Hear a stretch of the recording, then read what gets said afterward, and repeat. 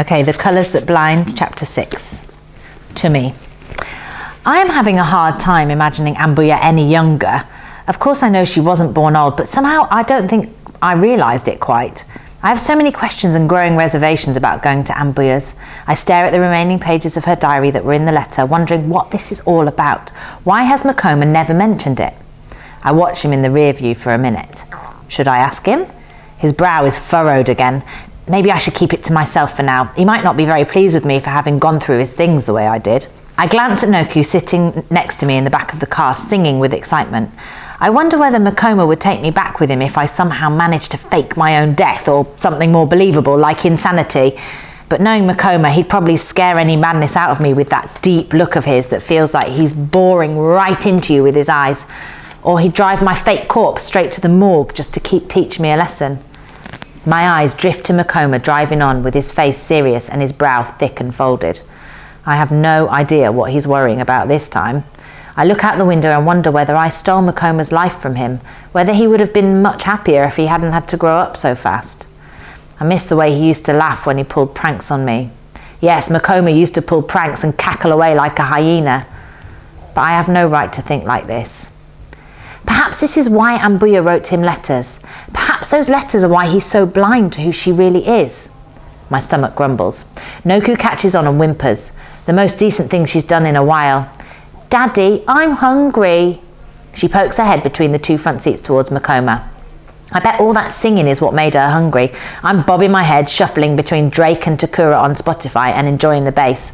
My eyes meet Makoma's in the rear view and his settle on my headphones.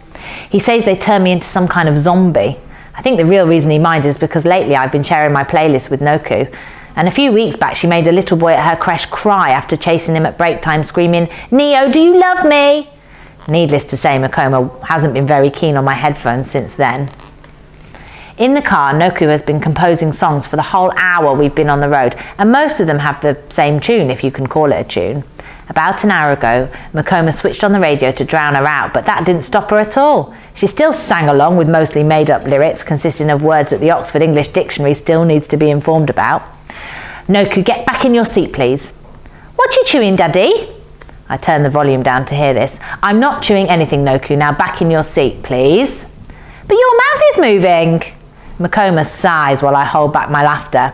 The thinking lines haven't disappeared from his face yet. Noku, do you really think that I would eat something by myself and not share it with you guys? She pauses and stares at him with her nose scrunched up.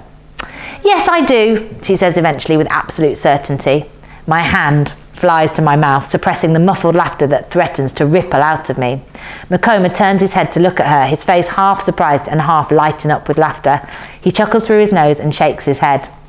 It's because of that one time Makoma had chicken nuggets at work and left the takeaway box in his car for Noku to find. That's all it had taken for him to lose her trust when it came to food.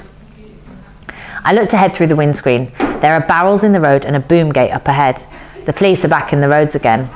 At first, after we got a new president last year, there weren't a lot of roadblocks. Makoma had been so excited that day. He'd woken up early and with his flag wrapped across his t-shirt headed to Unity Square for the march. He kept saying that all his life he had never been able to answer the question, who was your last president? And after the not a coup, we couldn't keep him from asking Noku any chance he got who the former president of Zimbabwe was. But now he scowls and protests if you remind him of his once so jubilant self, rejecting any association with the president, almost like Chance the Rapper does with Trump. Noku, back in your seat, Makoma's voice bellows again. It's not fair, she scowls, complaining that her hunger is more important than being buckled in. Makoma watches her through the rearview mirror, making sure she's strapped in. His eyes shift to me. Without being told, I make sure Noku's strap is secured. Some people are so mean. Daddy, why are we going through a famine in this car? I look at her little sulking face and let out a giggle. Makoma, who in this case is obviously some people, can't help it too. I'm jumping out of the car, Daddy. No, Noku, settle down. Tumirai, make sure she doesn't undo her buckle. He looks at her through the rear view, his face now serious. And besides, there are things out there that can eat you. Makoma slows the car down. I look at him in the mirror and can see him as he watches one of the police officers standing by the boom gate. His face doesn't register fear, only annoyance. As the police officers come into focus, my muscles tense. My lungs jam up and I can't breathe. Makoma brings the car to a halt in front of the boom. I am gasping to breathe. "Good afternoon, officer. Is there a problem?" Makoma starts. My hand goes to my hip and I remember the pain, the screams, the scratching. The whole image of that night settles in my mind in troubling detail. My throat closes up. I catch a glimpse of the officer handing Makoma back his license and waving him through. The car starts moving again. "What vultures? Aren't the police there to protect us? Instead, all they do is make us feel uneasy as if we've all done something wrong. Busy there inventing fake crimes and filling quotas for taking our money and our rights. We're not blind." Makoma shakes his head and mumbles to himself, still peeping back at the police through the mirror. It takes me a moment to relax. My stomach grumbles again. Makoma looks at me through his mirror, then shifts his eyes to Noku, who is now visibly sulking with her hands crossed over her chest. "Why don't we stop at the halfway house and get some pies?" Noku smiles.